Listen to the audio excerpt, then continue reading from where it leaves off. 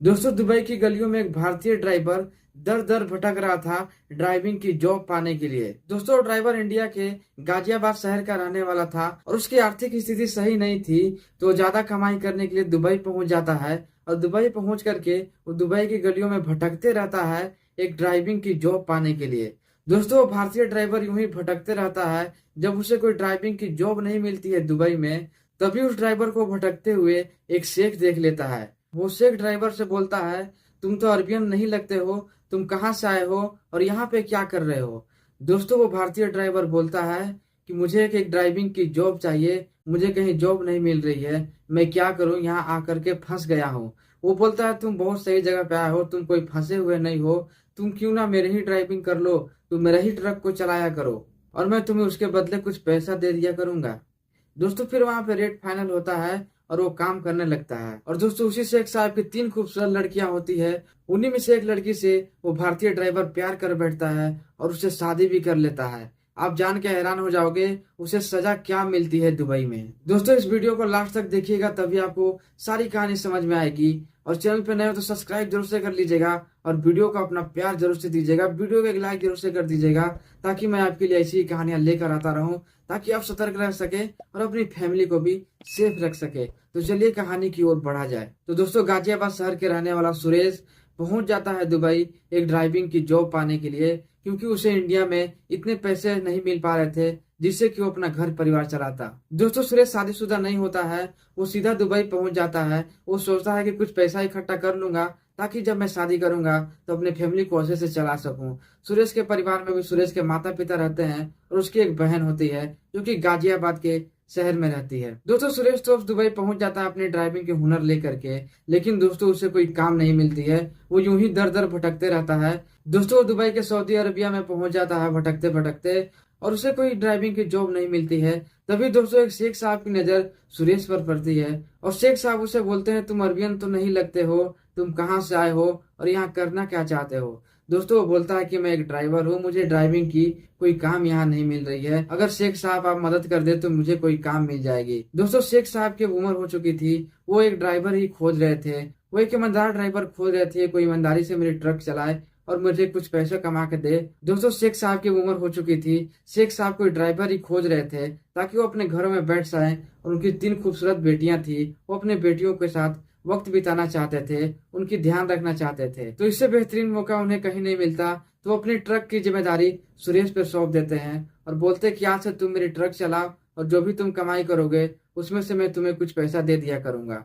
दोस्तों, शेख साहब उससे बोलते हैं कि तुम ईमानदारी से ये काम करना। दोस्तों, शेख साहब से बोलता है, शेख साहब मैं आपकी बहुत जिम्मेदारी से ट्रक को चलाऊंगा और बहुत ईमानदारी से काम करूंगा, कोई भी घोटाला और कोई भी काम चोरी नहीं करूंगा। दोस्तों, शेख साहब मान जाते हैं, उसे अपनी ट्रक की चाबियां दे देते हैं। दोस्तों, सुरेश मेहनत करके शेख साहब की ट्रक चलाता और काफी आमदनी करने लगा था। वो काफी रुपए जुगाड़ कर चुका था बहुत कम ही समय में। दोस्तों, 1 महीने के अंदर ही बहुत काफी पैसा जुगाड़ कर चुका था वो सुरेश। लेकिन दोस्तों, अब उसकी थोड़ी सी नीयत बदलने लगी थी। दोस्तों, सुरेश कम समय में काफी ज्यादा पैसा इकट्ठा कर चुका था और जब वो लोडिंग करता गाड़ी और जब अनलोडिंग करता तो लोडिंग के भी उससे कुछ पैसे मिल जाया करते थे, उससे उसकी कमाई कुछ ज्यादा हो जाया करती थी, उससे गाड़ी अनलोडिंग करने में कुछ एक्स्ट्रा इनकम मिल जाया करता था। तो दोस्तों, सुरेश बहुत ही कम समय में बहुत ही ज्यादा पैसा अर्न कर लेता है। दोस्तों, जब वो अपने काम भर पैसा अर्न कर लेता है, जब उसके पास खुद के ट्रक खरीदने के पैसा आ जाते हैं, तो दोस्तों वो शेख साहब को ट्रक की चाबियां धराता है और बोलता है कि शेख साहब मैं अब भारत जा रहा हूँ। और शेख साहब को बोलता है कि मुझे जितने पैसों की जरूरत थी उतने पैसे मुझे मिल गए हैं और मेरे पास इतने पैसे हो गए हैं कि मैं खुद के अपना ट्रक खरीद सकता हूँ और मैं अपना खुद का ट्रांसपोर्ट का बिजनेस खोलना चाहता हूँ इंडिया जा करके। दोस्तों, शेख साहब ये सुन के काफी परेशान हो जाते हैं। दोस्तों, शेख साहब के पास और कोई था नहीं जो उनकी उम्मीद पे खरा उतर सकता। दोस्तों, सुरेश बहुत ही ईमानदारी से उनका काम करता था। दोस्तों, जब सुरेश जाने वाला होता है तो शेख साहब उसे रोकने की बहुत कोशिश करते हैं, बोलते हैं कि मेरी उम्र ढल चुकी है, मैं क्या करूंगा, मेरी 3 खूबसूरत बेटियां हैं, इनका मैं क्या करूंगा, तुम अच्छा खासा मेरे ट्रांसपोर्ट के बिजनेस को संभाले हुए हो, तुम ही इस बिजनेस को चलाओ और मुझे अपनी बेटियों को संभालने दो, मैं अपनी बेटियों का निकाह कर दूंगा, तो तुम अपने इंडिया चले जाना, तुम अपने भारत जा सकते हो। दोस्तों, फिर भी सुरेश नहीं मानता है, वो जिद बना लेता है कि मुझे इंडिया जाना है तो जाना है। दोस्तों, तभी शेख साहब सुरेश को बोलते हैं कि मैं तुम्हें डबल पैसा दे दिया करूंगा, तुम मेरी ट्रक को चलाओ, मैं तुम्हें डबल पैसे आज से देना स्टार्ट कर दूंगा। दोस्तों सुरेश ये सुनकर थोड़ा देर के लिए सोचने के लिए मजबूर हो जाता है और सुरेश मान भी जाता है और हामी भी भर देता है। वो बोलता है ठीक है शेख साहब, लेकिन मैं पैसा डबल लूंगा। आज से मुझे पैसा आप डबल देना, तभी मैं आपकी ट्रक चलाऊंगा।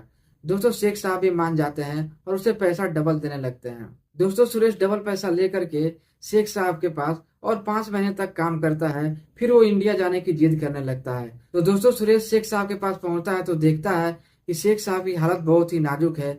शेख साहब अपनी आखिरी सांसें गिन रहे थे। दोस्तों शेख साहब को फिर भी वो चाबी धराता है और बोलता है कि मैं अपने देश भारत जाने वाला हूँ। शेख साहब अपनी चाबी रखिए और मुझे इस काम से रिहा करिए। दोस्तों शेख साहब बोलते हैं कि तुम नहीं मानोगे तो तुम जा सकते हो।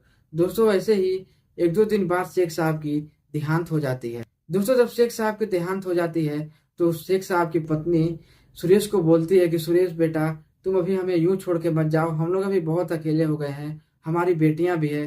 तुम्हारा ट्रांसपोर्ट का बिजनेस संभाल कर रखो, तुम्हारे घर में बेटे की तरह रहो, लेकिन हमारे बिजनेस को ऐसे बंद करके मत जाओ। हम लोग क्या खाएंगे, मैं अपनी बेटी को कैसे पालूंगी, तुम्हारे ट्रक के बिजनेस को संभाल लो और तुम मेरे बेटे की तरह मेरे ही घर पे रहना। शेख साहब की पत्नी सुरेश को ऐसा बोलने लगती है। और दोस्तों शेख साहब की पत्नी इतना बोलती है कि जितनी भी कमाई होगी उसमें से 50% तुम्हारी होगी और 50% का हकदार मैं होंगी। दोस्तों सुरेश के तो मन में थोड़ा सा लालच आ जाता है। दोस्तों सुरेश बोलता है ठीक है, मैं आपकी ट्रांसपोर्ट की बिजनेस को संभाल लेता हूँ, आज से मैं आपकी ट्रक फिर से चलाने वाला हूँ। दोस्तों सुरेश 50% का मार्जिन रख करके शेख साहब की ट्रक फिर से चलाने लगता है। दोस्तों ऐसे ही कुछ दिन और गुजरते हैं। दोस्तों अब शेख साहब की पत्नी काफी चिंता में आ जाती है। वो अपनी तीनों खूबसूरत बेटियों की शादी कहाँ करेगी। दोस्तों शेख साहब की पत्नी सुरेश से बोल पड़ती है कि बेटा सुरेश, तुम मेरी बड़ी बेटी से निकाह कर लो और तुम हमारे यहाँ ही रह जाओ। तुम्हारे लिए ये पूरा घर खाली है, ये तुम्हारा ही घर है, लेकिन तुम मेरी बड़ी बेटी से शादी कर लो। दोस्तों शेख साहब की बड़ी बेटी बहुत ही खूबसूरत थी। दोस्तों सुरेश शादी के लिए तैयार भी हो जाता है और दोस्तों सुरेश शेख साहब की बड़ी बेटी से शादी भी कर लेता है। दोस्तों शादी बहुत धूमधाम से सुरेश करता है। दोस्तों दोनों की शादी बहुत ही धूमधाम से हो जाती है और दोस्तों सुरेश अपनी पत्नी के साथ शेख साहब के घर पे ही रहने लगता। सुरेश अब अपनी बिजनेस को काफी बढ़ा चुका था और दोस्तों शादी करने के बाद सुरेश अपना ट्रांसपोर्ट का बिजनेस बहुत ही फैला देता है और एक बहुत बड़ा ट्रांसपोर्ट बिजनेस खड़ा कर देता है वो।